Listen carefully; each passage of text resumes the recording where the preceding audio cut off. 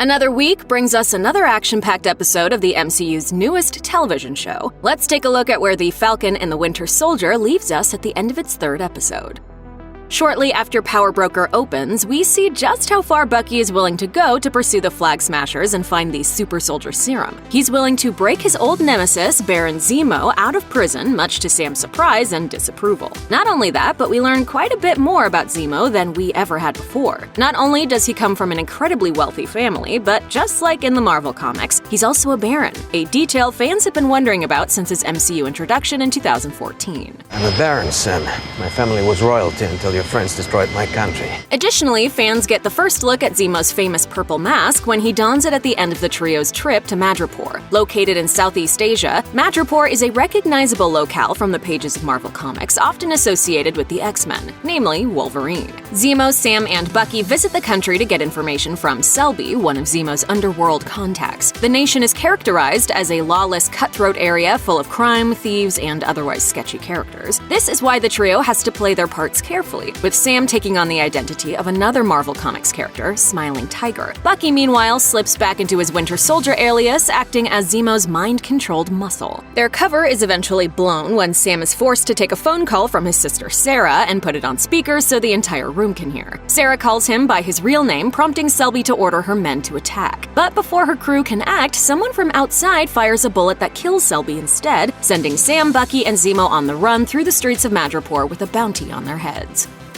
Alerted to the price on our heroes' heads, the people of Madripoor are on high alert and waste no time coming after Sam, Bucky, and Zemo. The trio seems done for, but they're saved in the nick of time by former S.H.I.E.L.D. agent Sharon Carter, who reveals what she's been up to since her last MCU appearance in Captain America: Civil War. In the 2016 film, she's shown stealing both Sam's Falcon wings and the Captain America shield for Steve Rogers from the United States government. They'd been confiscated since the heroes were branded criminals for choosing not to sign the Sokovia Accords. For helping them, Sharon was labeled an enemy of the state and had no choice but to escape the US. Her travels led her to Madripoor, where she's built an impressive life for herself. Sharon goes above and beyond to help Sam, Bucky, and Zemo find their next target, the man responsible for creating the new Super Soldier Serum, and then helps them stay alive long enough to flee Madripoor. However, rather than join them for the next stop on their quest, Sharon decides to stay put. While Sam promised to get her pardoned upon the mission's completion, until it goes through, she's still a wanted fugitive. Sharon Carter has a long history in the comics as an ally of Captain America, but her time in Madripoor may have led her to prioritize her own well-being. We'll have to see whether she pops up again as a friend or foe to Bucky or Sam.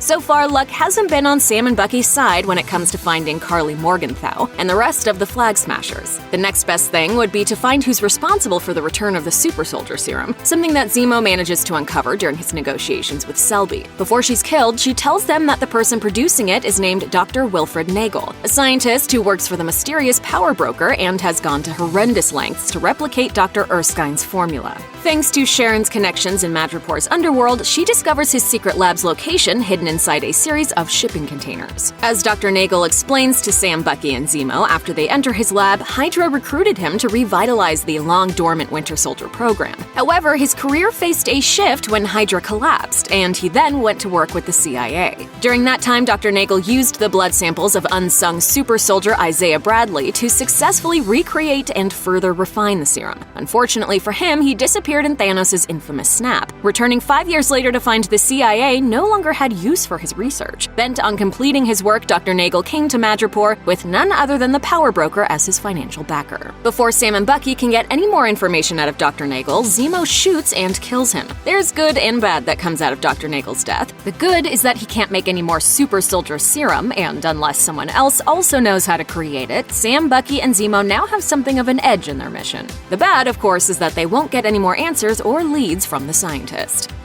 While our heroes attempt to crack the case of the Super Soldier Serum's reemergence, we learn a bit more about Flag Smasher's figurehead, Karli Morgenthau. It's revealed that she has a strong connection to someone she refers to as Mama Danya Madini, who dies toward the end of the episode from tuberculosis. Karli uses this loss to fuel her mission of helping those whose lives have been disrupted and who've been displaced since half the world's population returned from the blip. It sounds like a noble enough cause, but her methods are questionable at best. Not only did Karli steal all of the Power Broker's remaining remaining doses of super soldier serum, but she and the Flag Smashers are also now using it to spread chaos wherever they go. Even after stripping a global repatriation council shelter of its stockpiled resources, Karli uses a car bomb to send the building up in flames while the GRC's people are still inside. She claims that doing so is the only way to get those opposed to the Flag Smashers' cause to listen, but even Karli's ally Dovich is taken aback by this new level of violence.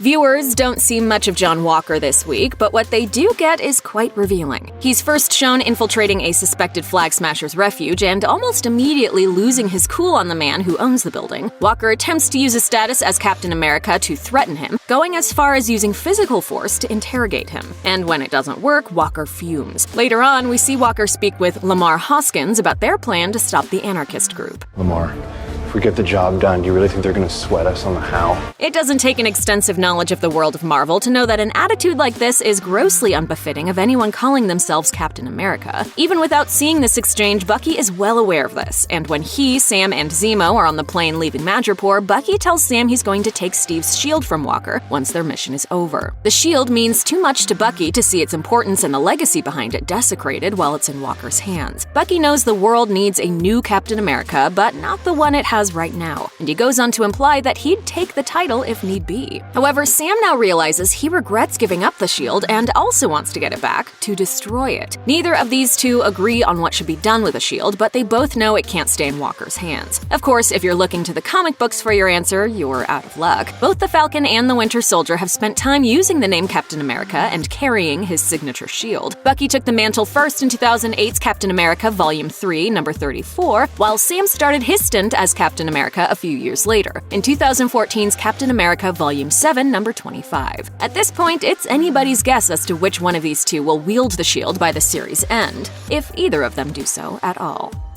Having evaded the bounty on their heads in Madripoor, Sam, Bucky, and Zemo soon head to Latvia to learn more about Karli's connection to the late Danya Madani. The trio arrive there safely, but Bucky can tell that something isn't quite right. He splits off from his allies and begins retracing their steps, discovering tracking fobs that lead into a nearby alley. He reaches the end of the fob's trail, calling out for their owner to reveal themselves. In a magnificent twist, Dora Milaje member Io emerges, explaining that she followed them to Latvia for Zemo. The connection between Zemo, Bucky, and the entire nation of Wakanda date back to Captain America's Civil War. Zemo was directly responsible for the death of the Wakandan king, T'Chaka, making him a target for the then Prince T'Challa, who sought revenge. But Zemo pinned the bombing on Bucky, leading him and the Black Panther to clash. Thankfully, by the end of the film, the plot came to light and T'Challa learned of Zemo's treachery. The Baron went to jail, and Bucky went to live in Wakanda to begin rehabilitating himself after his time living as the brainwashed Winter Soldier. It's hard to blame the Wakandan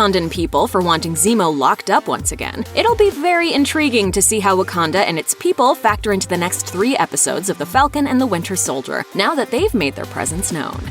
Check out one of our newest videos right here. Plus, even more Looper videos about your favorite comic book heroes and villains are coming soon. Subscribe to our YouTube channel and hit the bell so you don't miss a single one.